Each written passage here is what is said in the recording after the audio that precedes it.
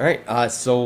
My name is David Harrison Greis. I run the Greis Report podcast. Would you like to introduce yourselves? I am Andrew Savage. I am the co-host of the Left in the Forgotten Borough podcast. And I'm Nancy Richards, and I am also the co-host of Left in the Forgotten Borough podcast. All right. It's very nice to meet you. Left in the Forgotten Borough is an amazing podcast from here in Staten Island. They do a whole broad variety of topics, mostly including local politics, but also national politics. So, would you like to tell the audience a little bit about what you're doing? Sure. So I'll get started, and then Nancy, you could jump in too. So Nancy and I have been friends for many years, and we were colleagues at one point. We're both teachers, and we were both also involved in politics. I'm more on the operative side. I'll let Nancy talk about the ways that she's been active, but.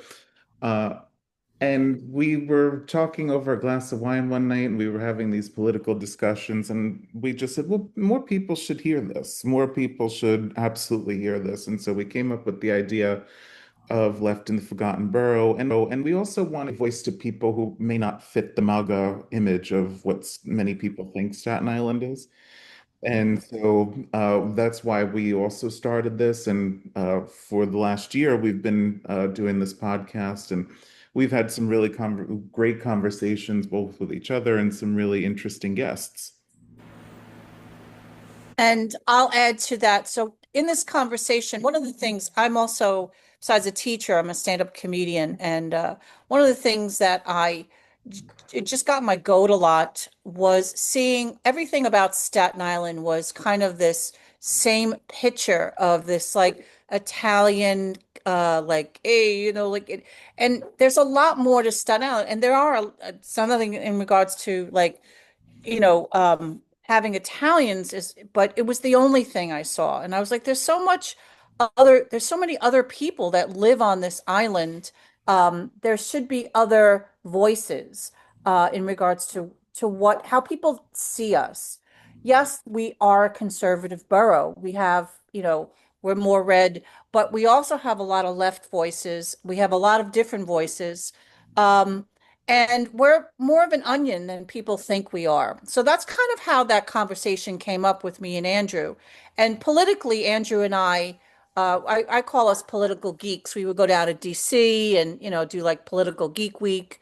So that's kind of where that came up. And we decided that something that we could do together was kind of do a left, uh, perspective on Staten Island, something that you don't normally see. As far as my background, I come from more of an activist background. Um, when I was at the College of Staten Island, I was very active in the student protests throughout CUNY to reduce tuition. There was a CUNY building takeovers at City College in Hunter. I was part of that CUNY-wide group and at CSI. I was also president of student government. I was also the only known socialist elected on Staten Island. So and so I was very active in my early years in college, and then got into stand-up comedy to kind of take a lighter approach and started doing that. And this is a way for me to remain active. It's very nice to meet you. Very nice to have you both on here. So, just a little bit of a background on me so that you can get it out to your audience as well, and so that they can learn a little bit more about me. My name is David Harrison Grice. I have a master's degree in special education from Hunter College. I was undergrad there in 2007 to 2011, and I participated in a lot of student protests. That's where I got my feet wet when it comes to politics. And then I decided to volunteer to work for one of the campaigns out here many years ago. And I just got really intrigued, and then I kind of fell away from it for a while. I joined an operation where we're working with children with special needs, specifically regarding behavior, but that's not really my main goal with this podcast. I decided after seeing everything that was going on and the kind of slide into totalitarianism that we've been having over the past couple of months, I needed to get active again. I needed to get back in the scene. So originally I started my social media accounts 3 years ago as an activist for the environment. We successfully ran a group called Aquatic Ally and shut down an operation called Froggy's Lair that was selling 1 gallon tanks for aquatic frogs. That's inhumane and cruel, so we got them shut down. It was a long fight, a year and a half, but we won. And now, after feeling that kind of success, I realized let's scale up. So now I'm here and I'm doing this because this is what really matters. Because in the end, this is our life. This is all we have. And we have one world, one planet, one people. And we need to do everything we can to save it. Yeah, well, and democracy is a verb, it's not a noun. I think that what the past decade or so has taught us is that uh, it's a lot of the things we've taken for granted are things that we have to ourselves keep fighting for and keep working towards. Democracy is not just a spectator sport. You have to get involved, you have to, and in whatever way you can, through a protest, through a podcast, through uh, supporting local candidates, whatever the ways that you think that you could make a contribution, you should do Through that. voting, through Yeah. voting, in regards to that, being aware of who you're, who's running and what they stand for. Um, there's a lot you have definitely isn't it's a you have to participate in democracy. So great. So how did you find us? I'm just curious in regards to you reached out to us and I'm curious what got you that. So I just randomly decided to start this podcast one day, and then my producer he actually came to me and said, "Hey, there's another podcast from Staten Island that's also left leaning, and you should work together with them because they are amazing and their content is fantastic, and they seem like they're on the same side with you, and they agree with you on a lot of different things." So I listened to Left in the Forgotten Borough, and listened to a number of episodes, and I am a regular listener now. I have a lot of respect for the work that you're doing, and I think it's amazing that you've been able to interview so many people and actually get the word out there because Staten Island really is a lot more complex than people give it credit for. It definitely is. Well, and thank you for that. And we've had a lot of really interesting guests. We've had every Democrat, well, not every, but most of the Democratic officials on Staten Island have come to our podcast at some point. Everybody who's running as a Democrat, usually they'll come to us for as an interview, with the exception of Mike McMahon, although I don't think he's had as He's competitive. not running for anything. No, and even when he does, it's not competitive lately, so it's not. And so, And we haven't necessarily reached out to him either, so yeah, and he should, and we haven't had the opportunity to actually yeah. get And everybody. So there's a lot of people we still need to talk to. yeah, we want to talk to the Democratic mayoral candidate here in New York City. We've been trying to get Zohran Mamdani for the last couple of months. And but we've had interesting conversations, not just with politicians, but we've had them with regular people who are contributing to Staten Island in their own way. We just had a fabulous public health expert on last week talking about the craziness coming out of the Federal Health and Human Services Administration. Uh, and the big goal, I think, for us, especially, we started this before Trump was reelected, but we want to teach the normal folks, the ones out there that are like us, we want to teach them how to navigate all the craziness and to understand and know that there's community out there who believes in democracy and who wants to uh, make positive contributions.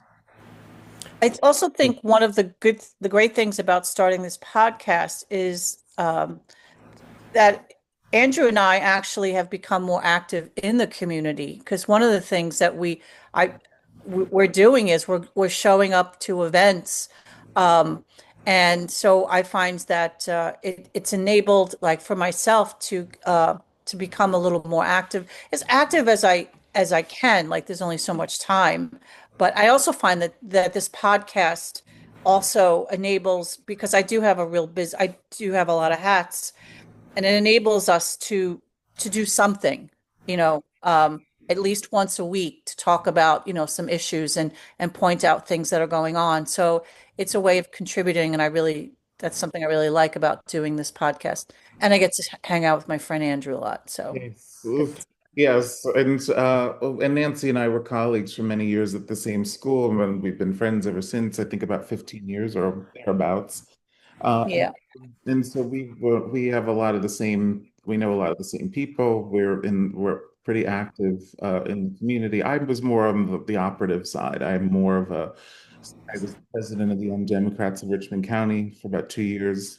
Uh, I was a member of county committee. I served on a couple of campaigns. I worked for the Speaker of the City Council many years ago. And so I have some experience that I bring just from the insider part of this, and knowing that the kind of conversations that take place, and it's been really helpful as far as getting guests on. There's already a rapport there, so they know that it's not. I don't believe in the kind of tabloidy stuff. I don't believe in just having a gotcha thing. I want to have a conversation about it. Even if I disagree, I would love to have just a conversation. I'm not there as the clicks almost. Although we welcome any and all clicks, but that's not the goal. Understood. So speaking of teaching the regular people and everybody who's involved to kind of participate in this process the way that they can, one of the things that I myself have actually seen play out over the last couple of days, and this was a very fast situation, but still developing, is with Jimmy Kimmel. So on my social media platforms, especially on Threads, we gathered together the entire movement to cancel their subscriptions to Hulu and Disney Plus and write the cancellation reason why they're doing it as Jimmy Kimmel was fired. In particular, I wrote, "You bought Star Wars and then betrayed the rebellion. Shame on you." These things, there's a team that has to review them as part of their quality assurance process. So they do see them, and they did eventually disable the text boxes. After they lost all that funding, Jimmy Kimmel was invited to go back on the air. Now, Nexstar and Sinclair are still not showing it, but all the rest of the affiliates are.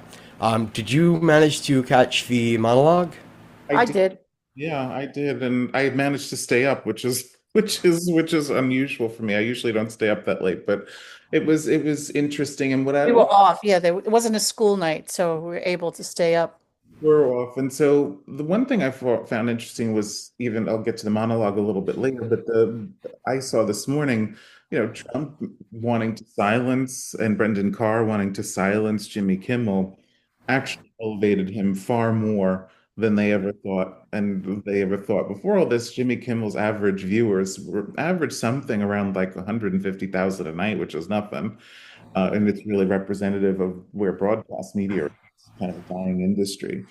But Well, the president accused ABC of being a political arm of the DNC, and that was illegal, and that he was going to go after ABC. He goes, if you think 15 million was a lot, wait till you see how much I'm going to get now. So, well, getting back to the ratings, Jimmy Kimmel's monologue last night had 7 million viewers. It's 7 million viewers from something like 175,000 to 7 million. And so this was something that I think elevated Jimmy Kimmel, and really, if Trump's goal I'll be right there. if Trump's goal was to silence Jimmy Kimmel, then he failed spectacularly. In addition, I think free speech was definitely the one thing that the left, the right, the center came together and said, "You're not going to do this." I mean, I was surprised over the last few days to see people like Rand Paul and Ted Cruz and Joe Rogan, and all these figures on the right come together and say, "Well, we might get our jollies out of this right now, but eventually the pendulum will swing back to us in a way that's not favorable." And so I'm happy to see that at least free speech is something of a unifying force that brings people together to say, you're not going to stop us. And that's very important because what people are starting to realize very slowly is that if people like Jimmy Kimmel are allowed to be taken off the air, and like you said, it's not even like he has a massive audience, although now he definitely does. His audience has grown exponentially as a result of all of this, and that kind of backfired for Trump. Yeah. But the main goal is here, one day, because fascism doesn't just stop with the straw men, they're going to come for everybody else too. They're going to say, "I don't like what you said this date 20 years ago. Now you're off the air." So if the right doesn't band together and say, "All right, enough is enough," Trump will eventually come for them as well. Well, yeah, absolutely. And their concern is that if somebody on the left comes back into power, they could use these same authorities onto them. I thought last night with Jimmy, I was very verklempt through a lot of it. So was Jimmy Kimmel. I was, we were all curious like what he was going to do. I liked, how he thanked everyone. He recognized his, comrades in, in the talk show world. He thanked the people who protested, and he thanked people who he didn't necessarily agree with him, who also had a voice, like Ted Cruz. And then he became Jimmy Kimmel and made light of his mafia thing, which I loved. It was very serious, but there was also pretty funny. I thought De Niro was great. I thought they had a funny skit. I also thought it was very hard hitting. Like I really felt like, I was thinking of I Mama said knock you out. Like I thought he really threw a good punch. Um, when he claims that, these actions are anti-American, I thought that was a really interesting choice of words. Because that I felt a big mirror was thrown back at, you know, at the president's face in regards to what he's been saying and accusing people of when he's the one who's actually doing it. And I thought, as opposed to Jimmy going, you did this and you did that, he didn't say that. He reflected the actions, of what's been going on and how it's wrong. I thought it was excellent. I really did. I thought it was a win for free speech, definitely, and democracy. I thought it also proved it was a win for people speaking out who didn't like what was happening, and that if you do say something, your voices are heard. So I thought it was a win-win, and so congratulations for that. Yeah, And well, you did a great job. So and I was saying, I'm surprised that the Epstein files haven't done it yet. The encroaching autocracy in other ways hasn't done it yet. Attempting a coup on your government doesn't do it yet. But this idea of free speech, that's something that everybody uh, seems to come together on, from Tucker Carlson to the most liberal left-leaning Democrat. They are coming together and saying this is unacceptable. You cannot have a government official like that Brandon Carr say that you can't say anything, or they won't approve a merger, or they will revoke your license. That's insane. I I agree. One of the good points I thought that came out from what he was saying was what he felt was a common bond, because one of the issues is in regards to how we're so kind of um separated these days and polarized. He mentioned in regards to people who didn't agree with him, who kind of came together on this issue. It's like, no, people have a right to speak out. Even other podcasters who he wouldn't necessarily, that people said, no, no, no. When it comes to this, we come together. And if we're going to look for a way to heal, maybe that's a way to do that, in regards to maybe start with speech, start with the First Amendment, and from the left and the right. And I thought that was a good common way for us to come together as a nation. So good for us. And not to say that there hasn't been any gaslighting on the right about this. I mean, I've seen on Abby Phillips' show a lot of the conservative commentators, they're saying, well, it was ABC's decision, and so we had nothing to do with it. Well, ABC was definitely influenced by the mergers of the local affiliates and the FCC's role in that, but they were also thinking of their license, their broadcasting license. Benjamin Carr went on Benny Johnson's podcast and basically threatened to pull their license. And so this is going to be, and so a lot of the right is gaslighting about this, but then some of the bigger voices said, we should be doing this. And I think I agree with Nancy that that's a really good place to start if we are going to save this little experiment of ours.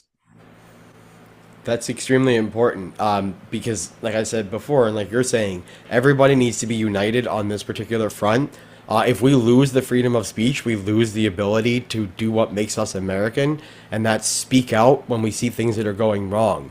America has kind of earned this place in the world, or at least it had this place in the world stage, as kind of being like this worldwide healer. Like, we can come in, we can fund your program to help save your country. We can help you with this, we can help you with that. And that's the way that things were going for a very long time. And now we've been withdrawing from the world, and it's been accelerating. And then Donald Trump went before the United Nations and said all your other countries are going to hell and all this other stuff. And it's like, these are supposed to be our friends. You just blew our standing on the world stage. So now people like Jimmy Kimmel, when they get up there and they're just saying, hey, we got to reach across the aisle, they look like the leaders that our politicians can't be. Well, maybe if some people will eventually start to see that this man is not a good leader for this country and use the power of voting. And hopefully, Andrew, you was mentioning yesterday in regards to elections.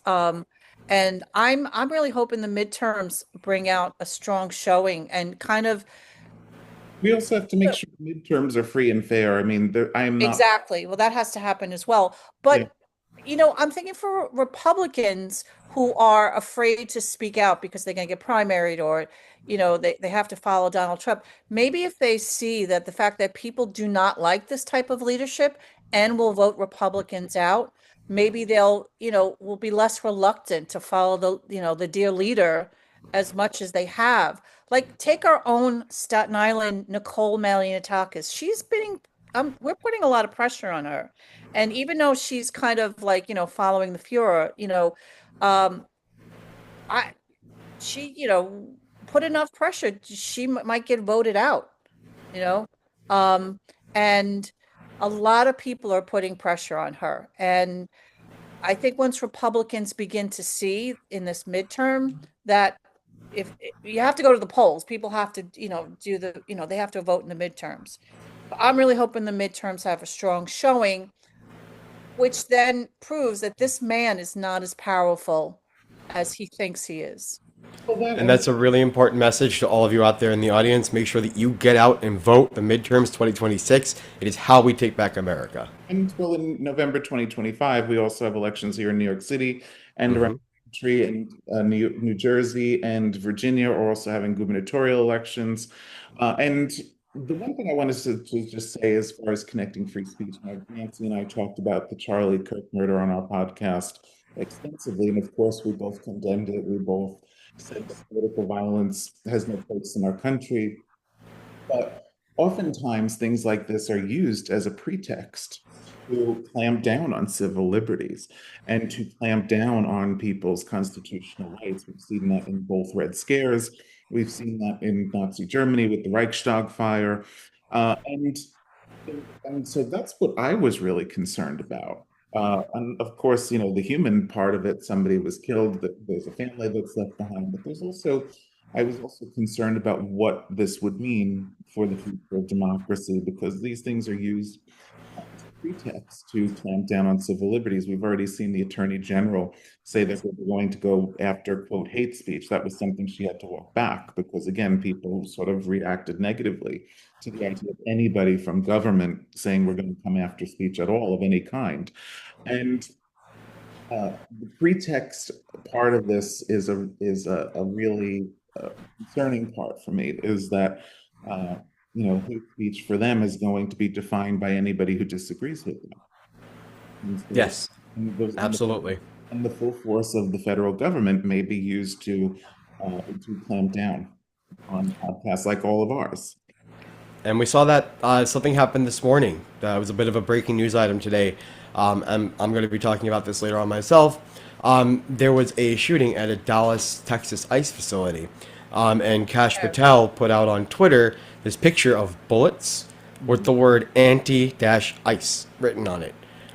So I don't think we have enough information one way or another to make any decision or any call about what happened, but it's very clear that they're trying to spin this in the same way that we saw the other one spun. No one deserves to lose a life to gun violence, and gun violence is too much of a problem in this country.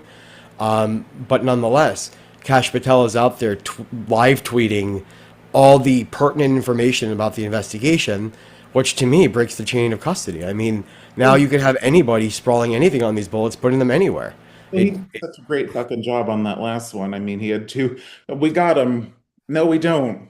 We got him. No, we don't. And then so he and I'm Sia. I'm in a luxury restaurant in Manhattan while you all work to solve this. And so uh, I don't trust anything this FBI says. I don't trust anything that comes out of this administration. The only places I would trust are maybe the local police. I would really trust what they have to say about this because uh, they are somewhat removed from politics. Everything that these people in the Trump administration do is motivated by expedience politically. Yes, absolutely. Any final thoughts? Um, On Jimmy Kimmel, on we never have final thoughts. So, oh, it's still go. Well, I think, listen, I think that we have to all, I think, show the powers that be in media, in the business sector, in our political leaders, we are going to fight for all of our rights, not just free speech, but we have to fight for due process, which they've slowly eroded. We have to fight for free and fair elections because we know that they're already trying some fuckery when it comes to the free and fair elections in the midterms with gerrymandering states like Texas and Missouri and Indiana to give themselves a slight edge. And so we have to fight for all of those things, and it's not something that we could sit back and say, well, we hope it goes well. We have to actually be a part of it. Absolutely. Thank you both so much for doing this with me, and I look forward to speaking with you again in the very near future. Andrew, I know that you're going to a very exciting event today, so I do hope you have fun with that. And Nancy, it was a pleasure to speak with you, and I'm very glad that we all got to meet. yeah, Um, thanks for making this happen. of Yeah. course, thank you. If nothing further, this has been an awesome experience, and I look forward to doing it again really soon. And I hope you all have a great rest of your day. And to the audience, thank you all so much for watching.